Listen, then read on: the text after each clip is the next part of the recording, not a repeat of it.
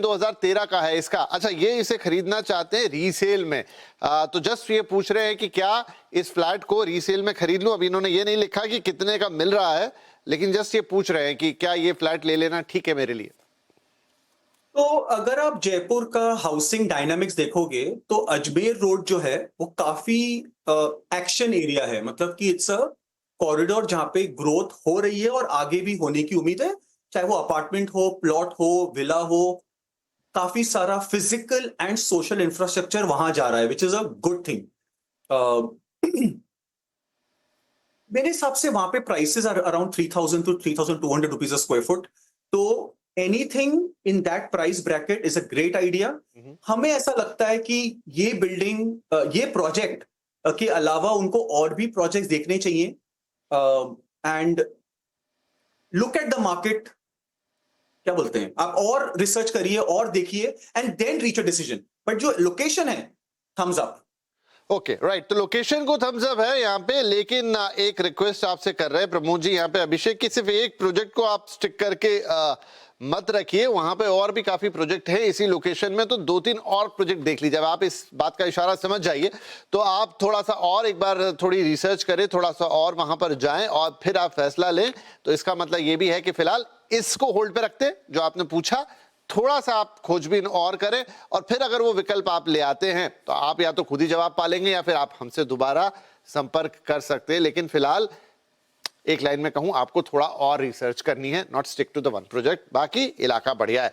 Right, अब एक और ईमेल मुझे दिख रहा है, ये है मिस्टर राजीव का, राजीव सरीन साहब, और आप पूछना चाहते हैं कि Amrapali Centurion Park Terrace Homes Greater Noida Techzone 4 में 85 लाख रुपए और प्लस कुछ ट्रांसफर चार्जेस देकर घर खरीदना कितना फायदेमंद रहेगा निवेश के लिए, रहने के लिए, दोनों के लिए वो देख रहे हैं।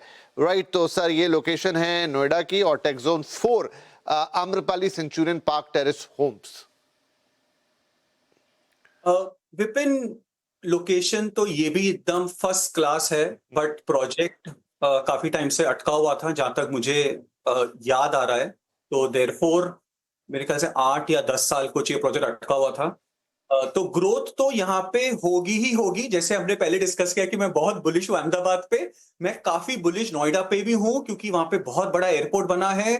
गुड़गांव में बहुत काफी सैचुरेशन हो गया है, लोग एक ऑल्टरनेटिव ढूंढ रहे हैं। तो Noida is an action area right now. But जैसे मैंने कहा, वहां पे नौकरियां होंगी, वहां पे इंफ्रा बनेगा, रास्ते तो हैं ही एकदम आउटस्टैंडिंग, अफोर्डेबिलिटी भी चकाचक है। बट ये प्रोजेक्ट के अलावा, मतलब ये प्रोजेक्ट थोड़ा अटका हुआ था। तो देयरफॉर इस प्राइस रेंज में my recommendation would be if you can increase the budget a little more and look for the surrounding areas, there will be, मतलब there are opportunities where he can look at for right, तो यहाँ पर भी greater Noida के लिए Thums up है। Surrounding जो भी आपने सब लिखा है बहुत बढ़िया, लेकिन हाँ, आम्रपाली के पुराने प्रोजेक्ट, और ये जग जाहिर बात है कि उनके प्रोजेक्ट के साथ इश्यूज थे, कुछ प्रोजेक्ट टेक ओवर हुए भी हैं, लेकिन वो भी इतने स्मूथली नहीं जा रहे हैं आगे। तो ये थोड़ा देखभाल के करिए, और अगर आपको अपने पैसे लगाने हैं और वहां पे कोई और अच्छा ऑप्शन अगर मौजूद है तो फिर आपको वो भी देख लेने चाहिए। हाँ, कोई बहुत ही स्टील डील मिल रही हो, जो इसीलिए मैंने कहा आपसे फोन पे रूबरू बात होती तो शायद बेहतर होता, तो बात अलग है। और वहां पे भी बड़े चक्कर हैं, रजिस्ट्री हो रही है नहीं हो रही है, बहुत सारे लोगों को लगता है कि नहीं स्टील डील मिल रही है, रजिस्ट्री नहीं हो रही, बाद में देख लेंगे। तो वो थोड़े सलाह देने के लिए ना वो सारी डिटेल्स भी चाहिए सर। तो आप अगर थोड़ी और डिटेल भी हमें भेज दे, प्लस कुछ और ऑप्शंस भी देख लीजिए। बेटर है कि कोई भी विवादित प्रोजेक्ट है, रियल एस्टेट का मामला है, कब क्या कहां होगा नहीं पता किसी को, तो बेटर है क्लीन डील ही ली जाए तो ज्यादा अच्छा है। आगे बढ़ जाते हैं अगले हमारे, अब ये मिस्टर कॉलर हैं, ये भी ईमेल हो गया, आज सारा ईमेल डे ही हो गया। वेल, कई बार ऐसा होता है। गिरीश शाह साहब है नोएडा से, ये सवाल है, प्रोजेक्ट है आइवरी काउंटी, लोकेशन है Noida, sector 115, size 2 BHK, price 11,500 रुपए पर स्क्वायर फीट का है, पोजीशन मिलने वाला है 2027 में। क्या मुझे ये प्रॉपर्टी अभी होल्ड करके रखनी चाहिए या बेच देनी चाहिए? मैंने ये प्लॉट सिर्फ निवेश के उद्देश्य से खरीदा था। तो बहुत ही सीधा सवाल है सर इनका, तो कि रखें कि बेच दें? 100% रखिए। ये मतलब मैं सोच रहा था कि लंबा जवाब दूं, लंबा जवाब नहीं देना चाहिए। ये मेरे ख्याल से DND से कुछ 25 मिनट्स, आधा घंटा दूर होगा, विच मीन्स ये प्राइम नोएडा है। चाहे वो मॉल्स हो आजू बाजू या एक्सप्रेसवे हो, या सब कुछ इसके आसपास है। या मेरे हिसाब से यहाँ पे प्राइसेस ऑलरेडी 12-13 14,000 तक पहुंच गए हैं, तो इन्होंने जो प्राइस में खरीदा है अच्छा प्रोजेक्ट है, please stay on till the delivery.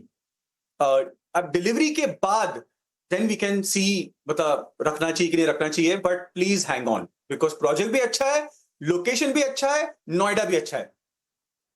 सब कुछ अच्छा है, बढ़िया है और सब आपको मिलने भी वाला है, तो आप इसे अभी अभी रखिए, आगे चल के ये आपको ज्यादा फायदा दे सकता है। तो अभी फिलहाल अगर और इन्वेस्टेड रहने वाले हैं इसमें तो रहिए, यही इसका सीधा सरल साफ उत्तर है। राइट गिरीश जी, आपके लिए होगा। अच्छा, एक सवाल मेरे मन में आया यहाँ पर अभिषेक जी की अभी अभी जैसा हमने बात करी ली एपिसोड के शुरू में कि टर्न अराउंड है, लेकिन जिस मार्केट में सबसे ज्यादा टर्न अराउंड है वो है दिल्ली एनसीआर। रीजन बीइंग कि सबसे ज्यादा अपसाइड वहीं देखने को मिली थी।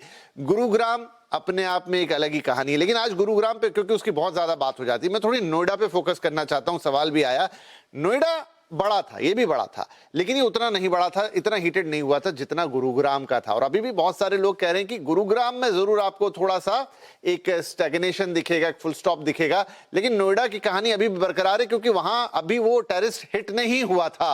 ये बात से आप कितना इत्तेफाक रखते हैं?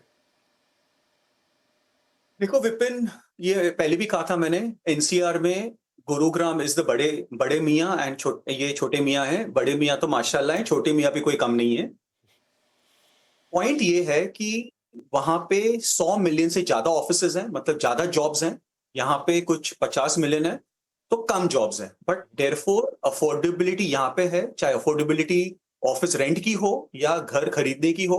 तो इसका टाइम अभी आ गया है। पीपल, चाहे वो डेवलपर्स हो या इन्वेस्टर्स हो या एनआरआईज हो, सब नोएडा के तरफ अपना रुख बना के टिके हुए हैं। अब आप ब्रांडेड डेवलपर्स जो होते हैं ना, जो मार्केट को री रेट करते हैं, चाहे वो एलएनटी हो या वो गोदरेज हो, मेनी अदर डेवलपर्स जो नोएडा से दूर रहे थे for many many years for the what ever reasons, वो अब सब नोएडा आ रहे हैं। एंड इसके वजह से जो लोकल डेवलपर्स 10,000 में नहीं बेच पा रहे थे या तकलीफ में थे, वो आज ये डेवलपर्स 15-18 में बेच पा रहे हैं, या जो 15 में नहीं बेच पा रहे थे ये 25 में बेच पा रहे हैं। तो there has become a big divide between local developers and branded developers. सबको वही वही चेस करना है। तो Noida will see a growth, stay with projects which are ready, which are good amenities, ताकि वहां पे appreciation आगे भी होता रहे, क्योंकि don't forget हिंदुस्तानी आज Indians want to live in larger complexes and community living, और go after the big branded developers, appreciation होगा ही होगा। एक छोटा सा सवाल इसमें मैं सप्लीमेंट्री और जोड़ देता हूं। तो आपने बाकी की तो पूरी कहानी कह दी, वो जो जेवर एयरपोर्ट है, क्या वो इसमें एक एडिटिव एडवांटेज? देखिए, गुरुग्राम के पास जो सबसे बड़ा एडवांटेज था वो एयरपोर्ट की प्रॉक्सिमिटी थी, और ये इलाका पड़ जाता था बिल्कुल कि आप पूरी लंका लांग के इधर आइए, जैसे मुंबई का मामला था। अब वहां पर पनवेल का अपना एयरपोर्ट हो गया, या मतलब नवी मुंबई के लिए तो पूरा सब मामला ही अलग हो गया। क्या सेम यहां पर भी, क्योंकि अब इस इलाके को अपना एयरपोर्ट मिल गया है, तो वो भी अब इसको एक तरीके से ऊपर ले जाने का ही काम करेगा? 100% पूरे वर्ल्ड में जहां पे भी इंफ्रास्ट्रक्चर बनता है वहां पे इकोनॉमिक एक्टिविटी बढ़ती ही बढ़ती है। विपिन, ये बहुत कम जगह होता है वर्ल्ड में, विश्व में, कि जहां दो बड़े बड़े एयरपोर्ट 100 किलोमीटर के अंदर बनते हैं। मार्क माय वर्ड्स, ये होता नहीं है। ये गवर्नमेंट ने इसलिए किया है क्योंकि आज अगर आप आईजीआई दिल्ली एयरपोर्ट देखोगे, it is the 9th biggest airport in the world. 80 million लोगों को वो केटर करता है हर साल। बहुत प्रेशर है उसके ऊपर, एंड देयरफॉर ये एयरपोर्ट तो बनना जरूरी था। सेकंड, ये नया airport is not only for passengers, it is also for cargo, it is also for repairs, it's so much other than passenger handling which this airport will do, which means उतने ही blue collar, white collar, gold collar jobs वहां create होंगे। तो यहां पे तो economic activity का भरमार होने वाला है, but don't expect a Harry Potter movie की कल ही हो जाएगा। ये अभी लगेगा 10-15 साल होने में। So hang in there. Right, hang in there. तो कहानी नोएडा की भी अपनी नई शुरू हो चुकी है, हैंग इन देयर यही इसका क्रक्स है। लेकिन अभिषेक जी ने इतनी बातें की हैं तो किसी और दिन जरूर पूरी की पूरी बात जरा नोएडा और उसके नए स्वरूप पे करेंगे और मजा आएगा। बहुत शुक्रिया अभिषेक जी, वक्त निकाला आज आपने और हमारे दर्शकों के सवालों के जवाब दिए, एक बेहतरीन इंसाइट दिया और इनफैक्ट ये आखिरी में जाते जाते सबके लिए एक स्वीट डिश भी दे दी। हमने थोड़ी नोएडा पे भी बातचीत कर ली और उसके बारे में भी, तो काफी दर्शकों के काम आएगी।